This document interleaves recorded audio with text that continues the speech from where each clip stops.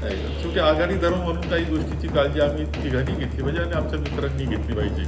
दुर्दैवाने ती घेतलेली दिसत नाही, ही वस्तुस्थिती आहे. हे आव्हान तर आमचं आहेच आहे, अजूनही काही वेळ गेलेली नाही.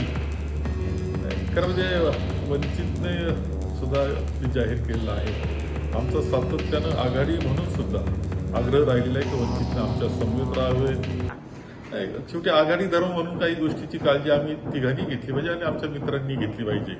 दुर्दैवाने ती घेतलेली दिसत नाही, ही वस्तुस्थिती आहे. ठीक आहे ना, आमचा आग्रह आहेच आहे आणि त्यामुळं दिल्लीला सुद्धा वस्तुस्थिती आम्ही कळवलेली आहे. काय परिस्थिती आहे ही कळवलेलं आहे. विश्वजित कदम आणि काही त्यांचे सहकारी हे गेले असतील दिल्लीला, ही परिस्थिती सांगतील, ते दिल्लीतून मार्गदर्शन घेतील. आव्हान तर आमचं आहेच आहे, अजूनही काही वेळ गेलेली नाही. अजूनही एकत्र बसलं पाहिजे, मार्ग काढले पाहिजे. मी आता शिवसेनेने जाहीर केली यादी किंवा वंचितने आज निर्णय काही घेतला, या सगळ्यांच्या बाबतीत फेरविचार करणं आणि आघाडी म्हणून आम्ही पुढे जाणं ही काळाची गरज आहे. खरं म्हणजे वंचितने सुद्धा ते जाहीर केलेलं आहे. आमचं सातत्यानं आघाडी म्हणून सुद्धा आग्रह राहिलेला आहे की वंचितने आमच्या समवेत राहावे. देशातला इतिहास एक वेगळ्या पद्धतीनं वळणावर आहे.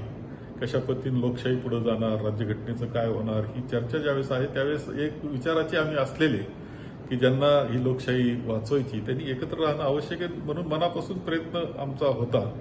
काँग्रेस म्हणून सुद्धा आम्ही त्यामध्ये पुढाकार घेतलेला होता. त्यांनी जाहीर केलेलं आहे. आता एकत्र आम्ही बसू, त्यावेळेस यावर आघाडी म्हणून एकत्र बसू, त्यावेळेस चर्चा होईल. आज शिवसेना, उद्धवजींच्या शिवसेनेने यादी जाहीर केलेली आहे.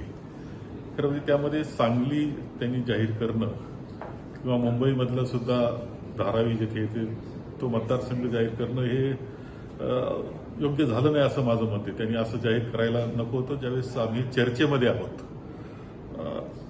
यामध्ये शेवटी एकत्र ज्यावेळेस आम्ही आघाडी आहे, तो आघाडी धर्म असतो आणि तो सर्वांनीच पाळला पाहिजे. त्यामुळं त्यांनी हे जागा जाहीर करणं योग्य नाही. आमचा आजही आग्रह या जागेसाठी आहे. एवढंच नाही तर भिवंडीच्या जागेसाठी सुद्धा आमचा आग्रह आहे आणि या बाबतीत जे जाहीर केलं आहे त्या बाबतीत शिवसेनेने फेरविचार करावा असे मी म्हणेल. आमच्या विदर्भ टाइम्स YouTube चॅनेलला सबस्क्राईब करा आणि बेल आयकॉनला क्लिक करा आणि रहा आमच्या सोबत अपडेट.